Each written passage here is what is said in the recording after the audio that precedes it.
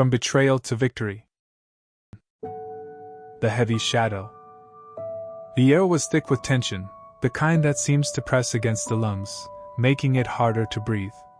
The disciples sat in a loose circle around Jesus, their eyes fixed on him with a mix of awe and unease. They had walked with him for so long, heard his words, seen his miracles. But tonight there was something different. A shadow seemed to hang over him, unspoken but deeply felt. Jesus, his voice steady yet heavy with sorrow. You know that after 2 days the Passover is coming, and the Son of Man is to be handed over for crucifixion. A cold silence fell over the room. The words, handed over, and crucifixion, seemed to echo endlessly in the minds of the disciples. Fear flickered in their eyes, fear for him, fear of what this meant, fear that the world they knew was about to shatter. Peter, his voice trembling but defiant. Lord, this cannot happen. Surely there must be another way. Jesus looked at Peter, his gaze piercing but compassionate. He said nothing, but his eyes carried a weight of understanding, of acceptance. It was not an argument that could be won. This was destiny, written into the fabric of eternity. Meanwhile, across the city, the court of Caiaphas was alight with whispered schemes.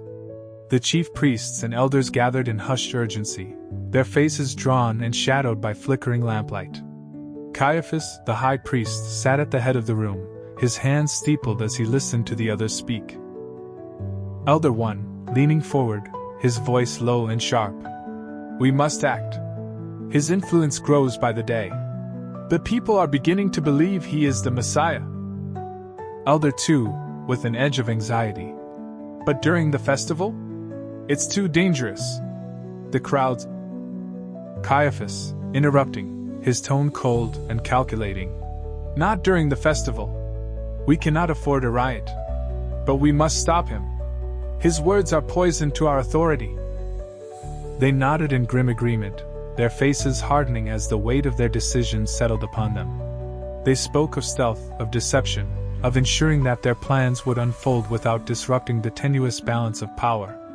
Yet beneath their measured voices was an undercurrent of desperation, a fear of what Jesus represented, of a challenge to their order, their traditions, their control. Back in the quiet of the gathering with the disciples, Jesus seemed lost in thought, his face a mixture of grief and resolve. The disciples exchanged uneasy glances, whispering among themselves. They could not fully grasp what was to come, but they felt its inevitability like a storm on the horizon. John softly, almost to himself. He speaks as if he has already accepted it. But how can anyone accept such a fate? Jesus stood and moved to the window, looking out into the darkened streets of Jerusalem. The city was alive with anticipation for the Passover, unaware of the tragedy that would soon unfold. He closed his eyes briefly, a silent prayer rising to the heavens. He knew what was coming, the betrayal, the pain, the crucifixion. He felt the weight of the world pressing down on his shoulders, yet his heart remained steady. Jesus, softly, more to himself than anyone else. It is as it must be. The disciples, confused and fearful, could do nothing but watch as their teacher prepared to walk a path that none of them could follow. The room fell into a somber stillness, the air thick with unshed tears and unspoken words. Across the city, the plot to end his life was already taking root, and the shadows of betrayal crept ever closer. The weight of what lay ahead was unbearable for the disciples, yet for Jesus, it was one step closer to fulfilling the greatest act of love the world would ever know. The gathering in the upper room. The disciples sat in uneasy silence, the weight of Jesus' words hanging over them like a storm cloud. They exchanged glances, searching for answers in each other's eyes but finding none. The flickering lamplight cast long shadows across the room, mirroring the turmoil in their hearts. Peter, always quick to act, leaned forward, his voice breaking the silence but trembling under its weight. Lord, you say you'll be handed over, but how can this be? We have followed you through everything. We'll protect you. His defiance was laced with desperation, a refusal to accept the unthinkable. Jesus turned to Peter, his expression calm yet unbearably heavy. There was no anger, only a sadness that spoke of knowing that even those closest to him would falter. "Peter," he said softly, "what must be will be. The Son of Man walks the path laid before him." Peter's confidence faltered, his shoulders sinking under the burden of words he didn't fully understand. Beside him, John, the youngest, sat quietly, his heart aching as he watched the man he loved like a brother and a teacher speak of his own death. He wanted to speak, but no words came. At the edge of the gathering, Thomas shook his head, his skepticism battling with an overwhelming dread. "How can we just sit here? If they're coming for you, shouldn't we do something?" His tone bordered on anger, but it was fueled by fear, a fear of losing the one he believed might truly be the Messiah. Jesus sighed deeply, his gaze far away as though he already saw the events unfolding. "This is not for you to stop," he said. "The Passover is coming, and the Son of Man will be handed over." The court of Caiaphas. Not far away, in the dimly lit court of the high priest, the atmosphere was tense but laced with a grim sense of purpose. Caiaphas paced the room, his robes trailing behind him, as the chief priests and elders murmured among themselves. The occasional thud of a fist on the table punctuated the otherwise hushed tones.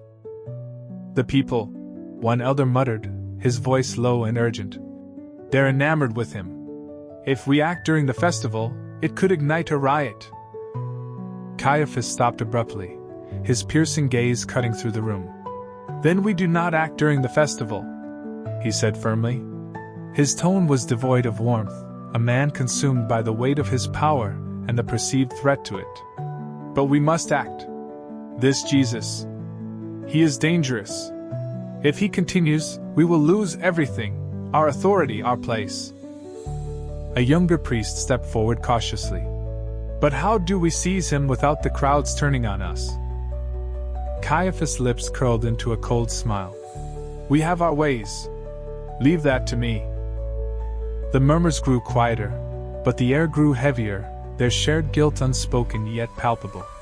They plotted not as men of faith, but as men of fear, clinging to their control in a world that felt as though it was slipping away. The shadow of the cross.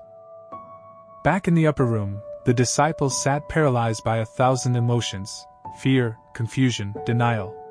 Judas, seated slightly apart from the others, remained silent, his expression unreadable. He avoided Jesus' gaze, his hands clenching and unclenching as though grappling with a decision already made. Jesus rose and moved to the window, looking out over the city. The lights of Jerusalem twinkled like stars, the streets alive with the bustle of Passover preparations. To the unknowing, it was a night like any other. But to him, it was the night before everything changed. His voice, when he finally spoke, was steady but heavy with sorrow. "The time is near. What is written will come to pass." He turned to face his disciples, his eyes filled with love, pain, and an unshakable resolve. "Do not fear. The path I walk is one of love." The disciples felt the sting of grief, their hearts breaking even as they struggled to understand. For them, the future was a dark and unknowable void. But for Jesus, it was clear, a destiny chosen not out of compulsion, but out of compassion.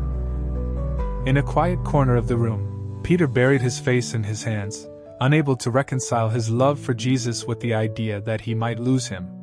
John reached out to place a comforting hand on his shoulder, though his own tears began to fall. And Judas sat still, the weight of his own decision growing unbearable, as the shadows of betrayal crept closer. The last Passover. Evening had fallen, and the room was lit by the warm, flickering glow of oil lamps. The 12 disciples reclined around the table, the meal set before them an echo of tradition and togetherness. The air was thick with the mingling scents of bread and herbs, but beneath the surface, an unspoken tension simmered, unseen but deeply felt. Jesus, reclining calmly but with a solemn air, broke the silence. His voice, steady yet laden with a sadness that pierced the moment, carried across the table. "Truly I say to you, one of you will betray me." The room fell deathly still. For a moment, it seemed as if the very air had been drawn out, leaving an unbearable void in its place. The disciples stared at him, their faces a mix of shock, fear, and disbelief. Each word seemed to echo, reverberating in their hearts as though the betrayal had already happened. Peter, ever bold, sat upright, his hand gripping the edge of the table. "Surely not I, Lord?" he asked, his voice breaking with urgency. Around the table, the others quickly chimed in, their voices overlapping, pleading for reassurance. John, the disciple closest to Jesus, leaned in, his face pale. His voice was softer but no less anxious. "Lord, could it be me?" Their grief was raw, unfiltered. Each of them looked to Jesus with a mixture of desperation and denial, as if hoping that their words alone would prove their innocence. But the weight of the revelation hung over them, unshakable. Jesus, his eyes filled with both sorrow and certainty, looked around the room. He spoke with a calm that only deepened the tension.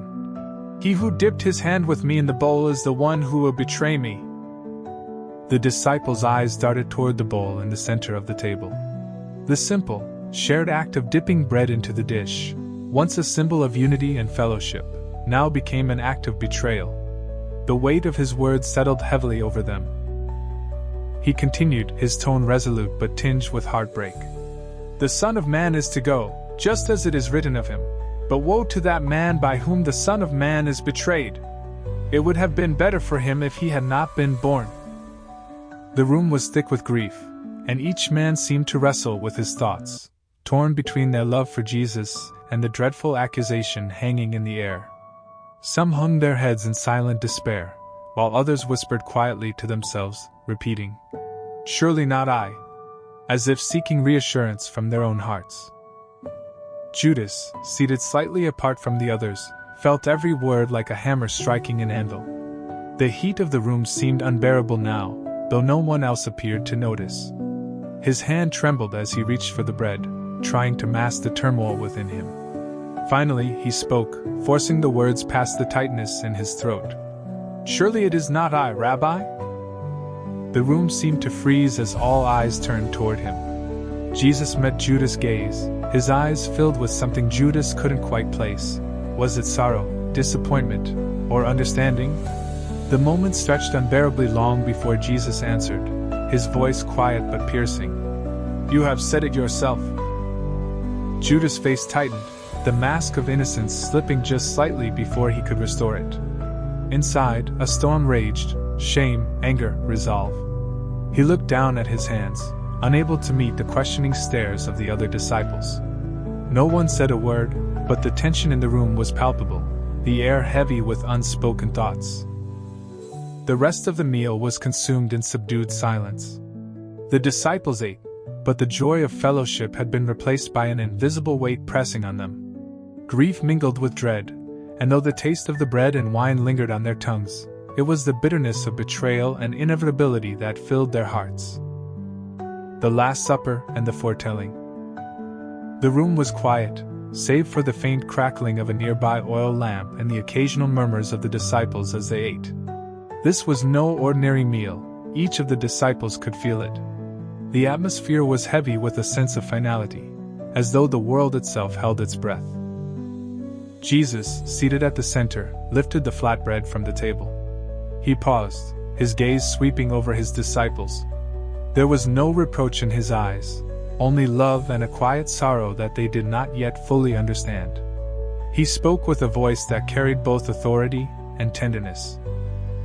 "Jesus, breaking the bread and holding it out to them. Take, eat, this is my body." The disciples exchanged uncertain glances as they reached out to take the broken bread from his hands. The gesture was simple, yet the words carried a weight they couldn't yet grasp. The familiar act of eating together now bore an unspoken significance.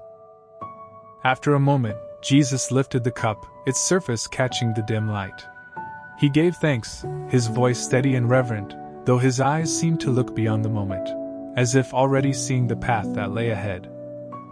Jesus, passing the cup to them. "Drink from it, all of you, for this is my blood of the covenant, which is poured out for many for the forgiveness of sins." The disciples sipped from the cup, their hands trembling slightly. Each was quiet, the depth of his words filling the silence. The idea of his body, his blood, they could scarcely comprehend it. For now, they obeyed, not fully understanding, but feeling the gravity of the moment. Jesus lowered the cup and glanced around at them once more, his expression softened by love but heavy with unspoken grief. Jesus, but I say to you, I will not drink of this fruit of the vine from now on until that day when I drink it new with you in my Father's kingdom. The room stilled again, the words hanging in the air, filled with a promise that transcended their comprehension. A gentle resolve glimmered in his eyes. This was not the end, it was a beginning they couldn't yet see. After the supper, the groups sang a hymn together. The melody, simple yet profound, reverberated softly against the walls, carrying their voices and blending with the heaviness of the evening. But the disciples noticed that even in song, Jesus seemed burdened, distant in thought, as if preparing for the inevitable. They stood and made their way to the Mount of Olives under the starlit sky. The cool night air carried a hint of dew, but the disciples' thoughts were preoccupied, their earlier unease growing stronger. When they reached the quiet solitude of the mount, Jesus turned to them, his voice steady but filled with sorrow. Jesus, you will all fall away because of me this night, for it is written, I will strike down the shepherd, and the sheep of the flock shall be scattered. But after I have been raised, I will go ahead of you to Galilee. The words were piercing, cutting through the tension of the evening. The disciples stared at him in disbelief. Their hearts pounded at the thought of what he was saying, the idea that they could falter in their love and loyalty unimaginable. Peter, ever impulsive, stepped forward, his voice rising in protest. Peter, even though all may fall away because of you, I will never fall away. Jesus turned to Peter, his expression unwavering, though there was a hint of sadness in his eyes. He spoke with a quiet certainty that Peter could not argue against. Jesus, truly I say to you that this very night, before a rooster crows, you will deny me 3 times. Peter's face flushed with emotion, defiance mingling with hurt. Peter, even if I have to die with you, I will not deny you. The other disciples murmured their agreement, their voices filled with a desperate need to reassure him and themselves. We will not fall away, they insisted. We will stand with you. But in the back of their minds, fear and doubt began to creep in, shadows lurking at the edges of their faith. They wanted to believe their own words, but Jesus' calm certainty unsettled them. Jesus stepped away from the group, looking out over the sleeping city below. His heart was heavy, not only with the knowledge of what was to come but with the deep love he held for these men who would soon abandon him. He knew their weaknesses, their fears, and still, he loved them completely. The disciples exchanged murmurs behind him, some still trying to make sense of his words, others stewing in confusion and denial. None of them truly understood the depths of the night they were about to endure. And in the quiet of the Mount of Olives, under the vast expanse of the heavens, the first steps of the greatest sacrifice in history were being walked. The agony in Gethsemane. The cool night air carried the faint scent of olive trees as Jesus and his disciples arrived at Gethsemane. The garden was cloaked in shadows, its ancient trees standing silent witness to the sorrow and struggle that would unfold beneath their branches. The stars above shimmered faintly, distant and unfeeling. Jesus paused, his face etched with grief. The weight of what lay ahead pressed down on him like an unseen burden. He turned to his disciples, his voice calm but heavy with sorrow. Jesus, sit here while I go over there and pray. The disciples nodded, their own weariness evident, though they couldn't fully grasp the depth of what Jesus was facing. He motioned for Peter, James, and John, the 2 sons of Zebedee, to follow him further into the garden. These 3, his closest companions, could sense the change in him, the anguish that radiated from his very being. As they stopped, Jesus turned to them, his voice trembling with emotion. Jesus, my soul is deeply grieved, to the point of death. Remain here and keep watch with me. The disciples stared at him, their hearts aching but unable to comprehend the full extent of his pain. His words struck them like a blow, their beloved teacher and leader so openly vulnerable. Jesus moved a little further away, leaving the three behind as he sought the solitude he desperately needed. He fell to the ground, his knees pressing into the earth, his face buried against the dirt as he prayed. The silence of the garden was broken by his voice, raw and filled with anguish. Jesus, my Father, if it is possible, let this cup pass from me, yet not as I will, but as you will. The words tore from his lips, each one a plea to the heavens. The weight of humanity's sin bore down on him, crushing him with its enormity. His sweat fell like drops of blood, his body trembling as he wrestled with the path set before him. Yet even in his agony, his obedience remained steadfast. After a time, he rose and returned to Peter, James, and John. To his dismay, he found them asleep, their heads bowed and breasts slow and steady. The sight of them, so unaware of his grief, stirred both sorrow and frustration within him. Jesus, gently but firmly, "So, you men could not keep watch with me for 1 hour? Keep watching and praying that you may not enter into temptation. The spirit is willing, but the flesh is weak." The disciples stirred awake, their faces flushed with guilt and shame. Peter rubbed his eyes, glancing at James and John, who avoided meeting Jesus' gaze. They knew they had failed him in this small way, even as he faced such monumental sorrow. Jesus returned to his solitary place, and once again fell to the ground in prayer. His voice was quieter this time, steadier but no less anguished. "Jesus, my Father, if this cannot pass away unless I drink it, your will be done." Each word was an offering, an acknowledgement of the path he must walk. Though his human heart longed for another way, his divine nature aligned fully with the Father's will.